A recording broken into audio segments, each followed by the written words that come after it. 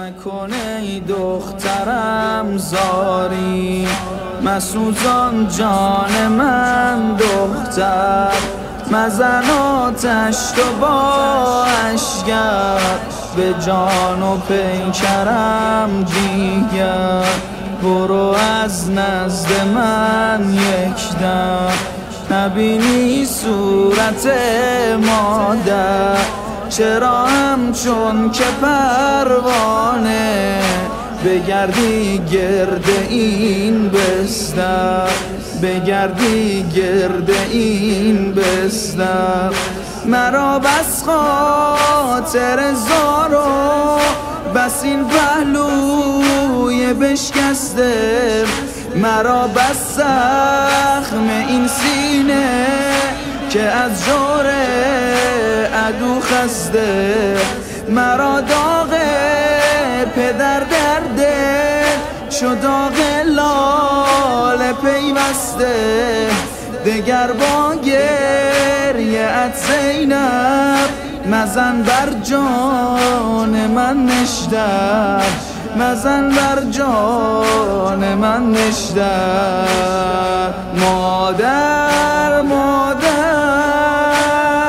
مکن افغان تو ای دختر، مادر مادر مزن بر جان من آذر. مادر مادر مکن افغان تو ای دختر، مادر مادر مزن بر جان من آذر. مادر مادر مادر مادر مادر مادر مادر مادر مادر. بدان ای دخترم باشد چنین روزی تو را در پیش، مهیا شو هم از اکنون برای روز پر تشویش، برای سیلی و ضربه نی دشمن تو پیشا پیش. نباشد در چنان روزی تو را یار و تو را یاور، تو را یار و تو را یاور. اگر دیدی که دشمن زد به روی مادرت سیلی، اگر بینی که گردیده رخم از ضرب آن میلی، روان بینی گر از چشمم ز فقدان پدر سیلی، ببارد کربلا بر تو بلا از حد و از در، بلا از حد و از در. مادر مادر مکن افغان تو ای دختر، مادر مادر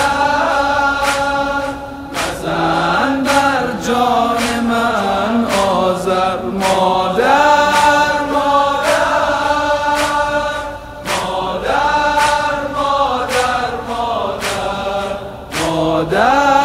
مادر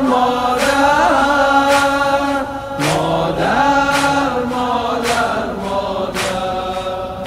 چه گویم دخترم زانچه مقدر گشته بهر تو، خدا داند در آن روزم چه باشد قدر صبر تو. نداند کس که نزد حق چه انداز است و قدر تو. ز صبرت در بلاهایی که نتوان گفتنش یک سر، که نتوان گفتنش یک سر. تو میبینی حسینم را شناور در محیط خون ز خون کشتگان بینی زمین ماری گلگون به روی نیزه ها سرها تو بینی طرف آنامون شما آواره میگردید برهنه پا برهنه سر برهنه پا برهنه سر مادر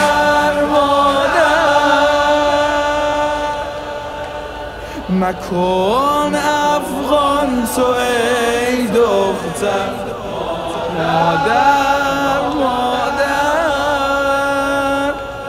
مزن بر جان من مادر